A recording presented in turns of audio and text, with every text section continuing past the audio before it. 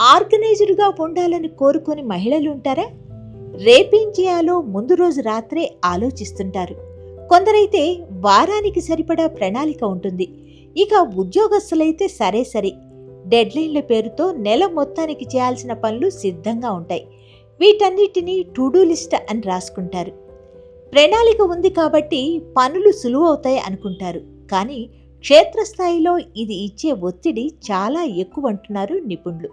ఎందుకంటే ఈరోజు చేయాల్సిన పనులు ఇవి అంటూ లిస్టు రాసుకున్నాక అవి పూర్తయ్యే వరకు నిద్రపోరు, విశ్రాంతి తీసుకోరు. సమయం లేదు, పూర్తి చేయాల్సిన పనులు ఇంకా చాలానే ఉన్నాయి అంటూ తిండి కూడా తినరు.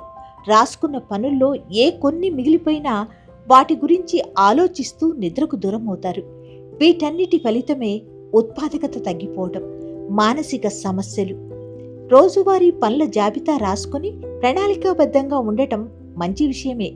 కానీ ఆందోళన, ఒత్తిడికి కారణమవుతుంటే మాత్రం దాన్ని విస్మరించడమే మంచిది అంటున్నారు మానసిక నిపుణులు.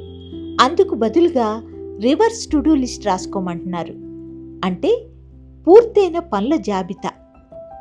రోజుని ఖాళీ కాగితంతో ప్రారంభించి పూర్తి చేసిన పనుల్ని ఒక్కొక్కటిగా అందులో చేర్చమంటున్నారు.